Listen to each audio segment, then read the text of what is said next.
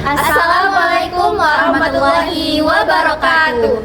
Perkenalkan, kami dari kelompok 7 akan memaparkan hasil observasi kelompok kami dengan tema perkembangan kepribadian dan kemandirian anak sekolah dasar, anak sekolah menengah pertama, dan juga anak sekolah menengah ke atas. Di sini saya Najla Bages sebagai moderator dan rekan-rekan Saya sebagai pemateri pertama yaitu Insan Arti. Saya Marsa Kusmaningrum sebagai materi kedua. Saya Elsa Tanfaira sebagai pemateri ketiga. Perkenalkan, saya Najla Bages selaku moderator dari kelompok 7 yang akan membimbing jalannya presentasi pada hari ini.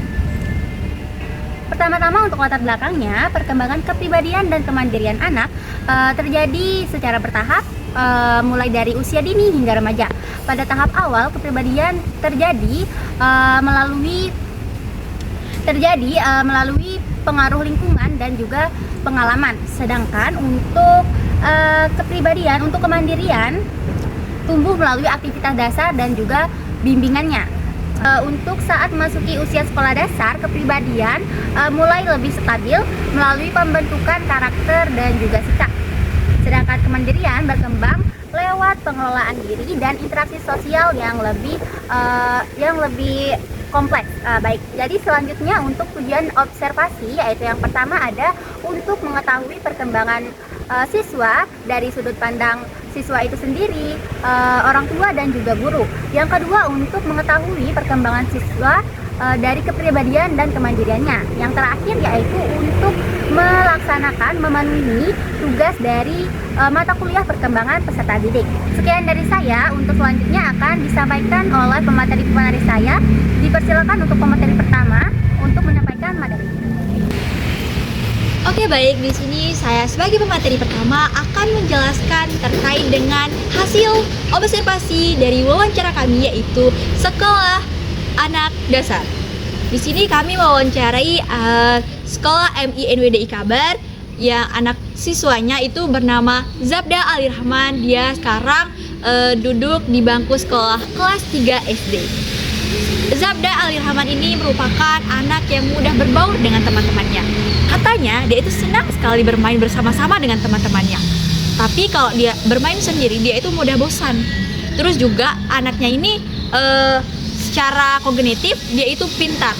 Dia cukup pintar, tetapi dia sering lupa mata pelajaran. Mata pelajaran yang ia sukai itu adalah matematika, akidah akhlak, bahkan ilmu Al-Quran. Dia suka dengan ilmu-ilmu agama. Terus juga anaknya ini bisa berhitung. Anaknya bisa berhitung. Terus juga dia ikut lomba-lomba terkait dengan pelajaran matematika. Di kelasnya dia dipercaya oleh gurunya sebagai ketua kelas. Tentunya dia bertanggung jawab terkait dengan amanah yang sudah diberikan oleh gurunya.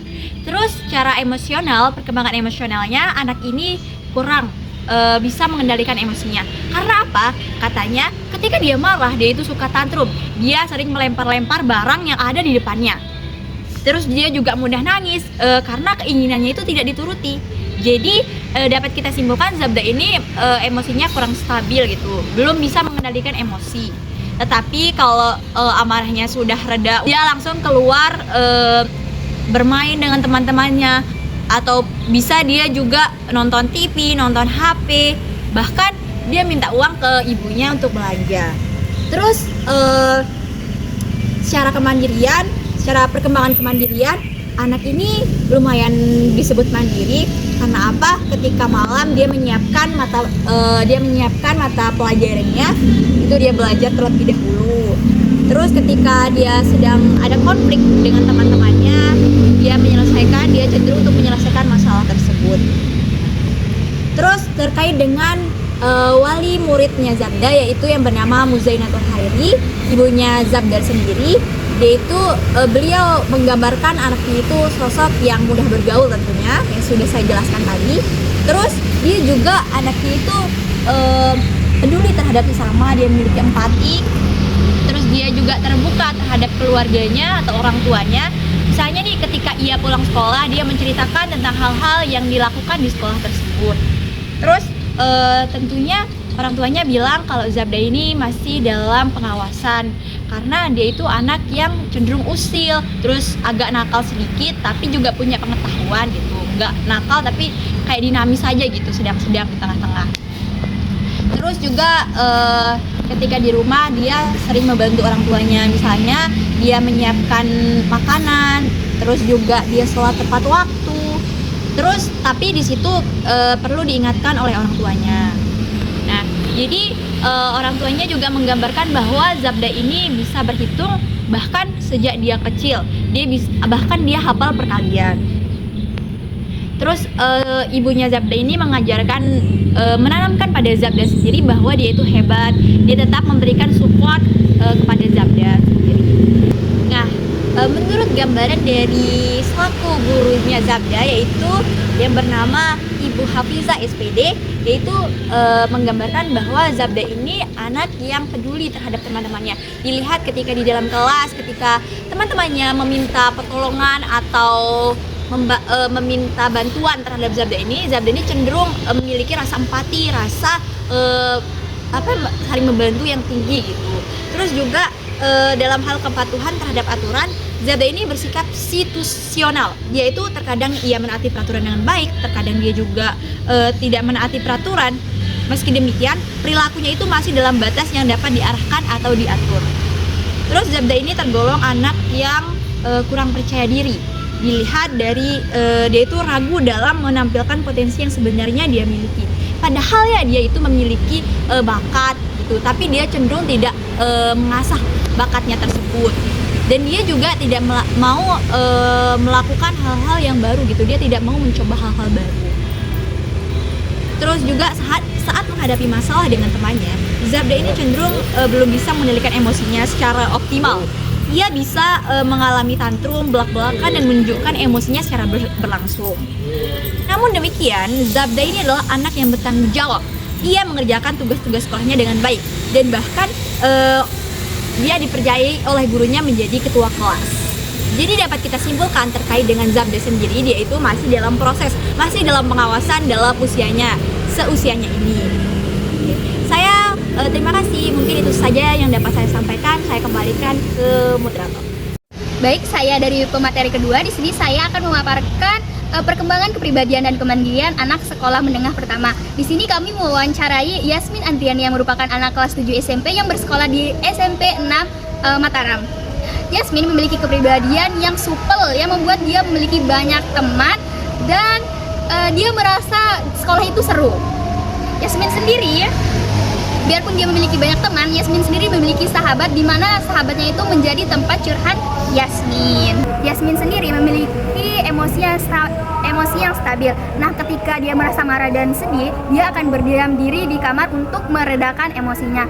Lain lagi ketika dia bertengkar dengan kakaknya. Ketika dia bertengkar dengan kakaknya, dia akan membanting barang-barang dan melampiaskan emosinya dengan bermain game.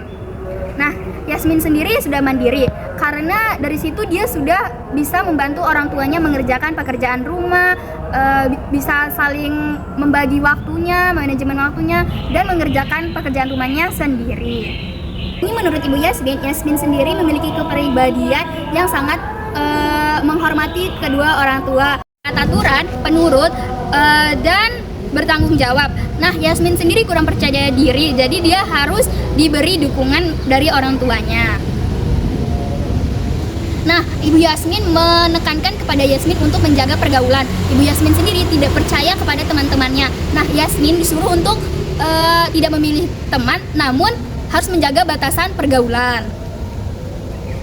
Nah, Ibu Yasmin mengajarkan Yasmin untuk bertanggung jawab atas dirinya sendiri dan harus disiplin. Dan Yasmin tidak dituntut untuk selalu sempurna agar mendapat nilai bagus. Nah, Ibu Yasmin sendiri sudah mengajarkan Yasmin dari kecil untuk selalu mandiri dan bertanggung jawab atas dirinya sendiri. Hambatan perkembangan anak biasanya itu karena orang tua dan guru tidak selalu mendampingi anak. Nah, anak-anak itu biasa sampai hingga larut bermain HP sehingga belajarnya tidak efektif. Lalu masalah yang sering ditemui itu di siswa SMP itu anak yang malas sekolah, sering bolos, tidak mengerjakan tugas sekolah, dan tak semangat belajar. Nah, orang tua juga tidak andil dalam perkembangan siswa tersebut.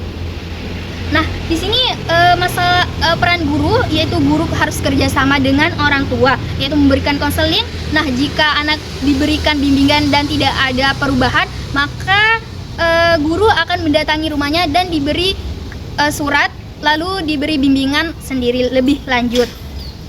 Nah, di sini ada tantangan guru. Tantangan guru dengan siswa SMP itu karena siswa SMP itu lebih sensitif dan masih labil dan menuju remaja.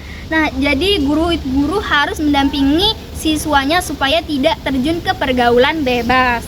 Nah, di sini tuh kepribadian siswa SMP yang perempuan dan laki-laki itu sangat berbeda. Di mana anak perempuan itu kan lebih lembut ya sifatnya. Jadi guru harus memberi dampingan lebih ke siswa laki-laki karena siswa laki yang susah diatur. Banyak juga siswa sekolah menengah pertama yang sudah mandiri, yang mana mereka harus disiplin dalam mengatur waktu karena adanya aturan sekolah dan tanggung jawab pada ekskul di sekolah. Saya lanjut ke pemateri ketiga. Baik, di sini saya sebagai pemateri ketiga akan memaparkan materi tentang perkembangan kepribadian dan kemandirian pada usia anak sekolah menengah ke atas. Di sini kami telah mewawancarai seorang siswa yang bernama Ahmad Hidayatul Akbar, yang merupakan seorang siswa yang bersekolah di MA NWDI Akbar.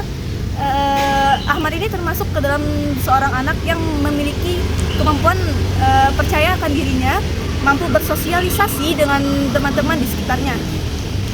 Selain itu, perkembangan kepribadian pada anak usia sekolah menengah ke atas dapat kita tandai dengan adanya perubahan fisik, perubahan kognitif, dan juga perubahan sosial.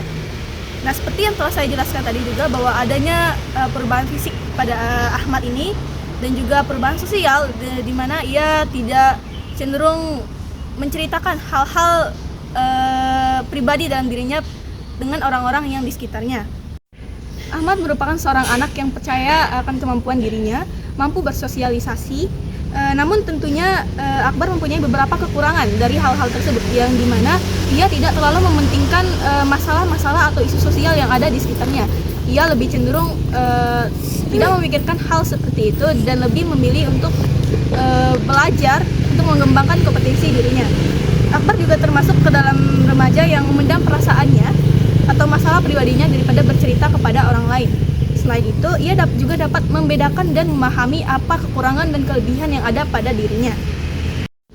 Akbar merasa bahwa dirinya sudah mandiri, seperti ia mampu dalam menyelesaikan tugas-tugas yang telah diberikan oleh guru-guru maupun orang tuanya. Ia juga di rumah dapat membantu pekerjaan orang tuanya dengan membantu membersihkan rumah dan lain sebagainya. Selanjutnya kita beralih pada pendapat dari orang tua atau wali dari Ahmad ini sendiri, yang termasuk yang sekaligus guru yang mengajar Ahmad di sekolah. Menurut dari orang tua Akbar sendiri, sekaligus guru yang mengajarnya, mengatakan bahwa perkembangan kognitif dari Akbar ini termasuk anak yang aktif ketika di sekolah, entah itu aktif dalam kelas maupun di luar kelas. Ketika di dalam kelas, ia aktif dalam bertanya dan juga ia mampu menyelesaikan tugas-tugasnya, entah itu tugas kelompok maupun tugas mandiri. Selain itu, ia juga menuruti perintah-perintah dari gurunya. Namun perlu diperhatikan lagi bahwa Akbar ini perlu menghormati atau menjaga sikapnya terhadap guru-gurunya. Selain itu juga, karena Ahmad ini termasuk anak yang percaya diri, ia mengikuti beberapa ekskul di sekolahnya, seperti ekskul drum band dan juga ekskul pramuka. Dari dia mengikuti ekskul tersebut, ia selalu bersikap disiplin dan tepat waktu ketika mengikuti ekskulnya, entah itu datang tepat waktu ataupun disiplin ketika proses pelatihannya. Dan ketika Ahmad ini mendapat tekanan dari sekolahnya, entah itu dari teman-temannya ataupun hal-hal negatif, ia lebih cenderung menyendiri dan tidak terlalu memikirkan hal tersebut. Begitupun halnya ketika di rumah.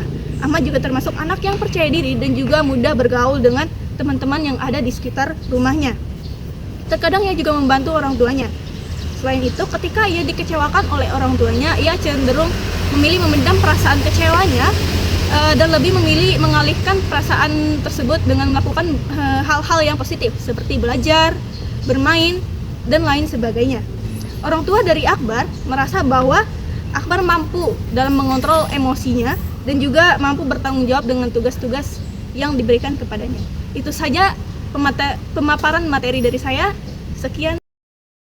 Saya baik, sekian pemaparan dari rekan-rekan saya. Sekarang untuk kesimpulannya di sini, perkembangan kepribadian dan kemandirian anak berlangsung secara bertahap dari usia dini, sekolah dasar hingga remaja. Di sini untuk caranya dengan cara mengoptimalkan stimulasi, dukungan lingkungan serta peran orang tua dan pendidik dalam membimbing anak di setiap tahap usianya. Baik, sekian untuk akhir salam dari kelompok kami. Assalamualaikum warahmatullahi wabarakatuh. Dadah. Mendengar keluhan nanti saat semua tak jelas arahnya, kita hanya punya bersama melewati jurang terjalnya dunia. Damai sepi ini milik bersama.